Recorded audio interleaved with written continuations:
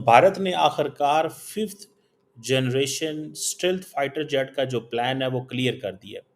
भारत की जो defence ministry है उसने अप्रूव कर दिया है एग्जीक्यूशन मॉडल, जो कि advance medium combat aircraft program है। और वो कहते हैं कि जी हाँ, medium weight deep penetration fighter jet जो है उसको अहमियत देने वाले हैं। और दिस इज़ रिक्वायर्ड, ये जो नई वो जिसे कहते हैं ना अपनी एयरफोर्स को सपोर्ट देने के लिए।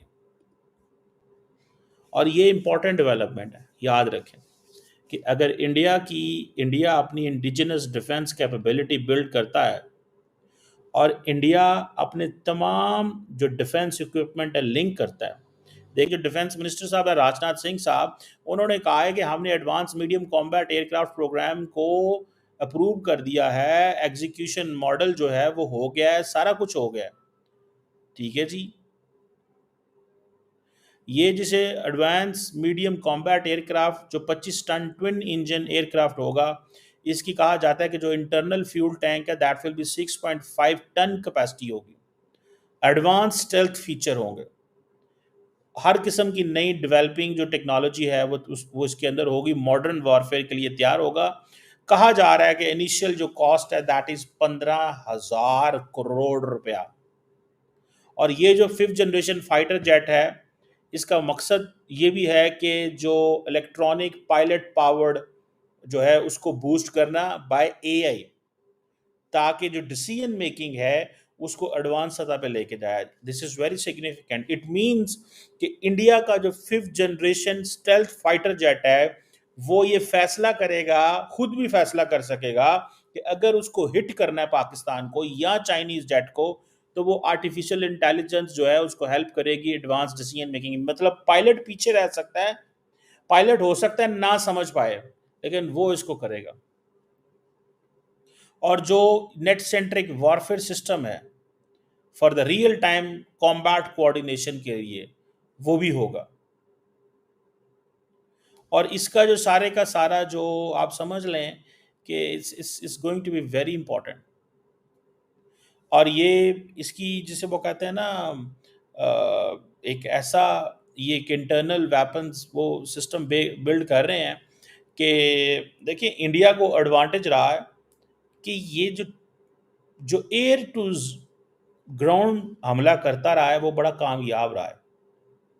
जो इंडिया के NSA national security adviser Ajit Doval हैं, वो रशिया के विजिट पर जा रहे हैं और रशिया का ये विजिट उनका बहुत ही सिग्निफिकेंट विजिट कहा जा रहा है, क्योंकि national security adviser Ajit Doval का होने लगा है और वो रशिया का विजिट है।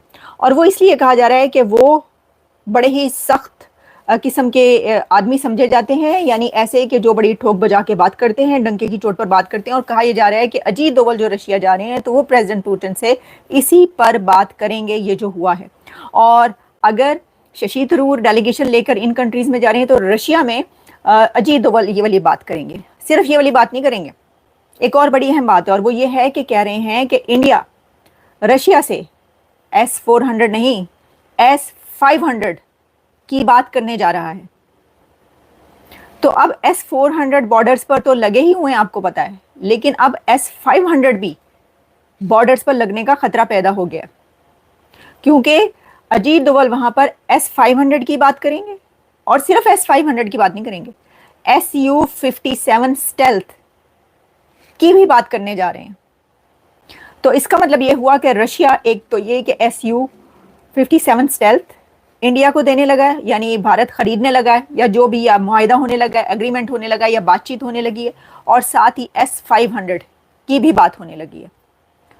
तो ये इंडिया जो असलहा ले रहा है, तो आप ये ख्याल में अभी जो देखिए, पहले क्या होता था, पहले हम ये कहते थे कि भारत जो असलहा खरीद रहा है वो पाकिस्तान के लिए थोड़ी ले रहा है, उसकी तो चाइना के साथ राइवलरी है, पाकिस्तान के साथ कौन सी जंग होनी है।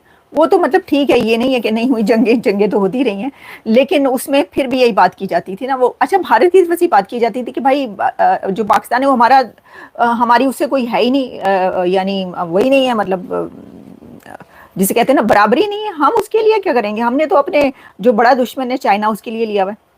तो अब जो जंग हो गई है ना, इसके बाद इंडिया जो भी असलहा ले रहा है वो समझ लें कि वो आपके लिए भी ले रहा है, यानी वो पाकिस्तान के लिए भी ले रहा है।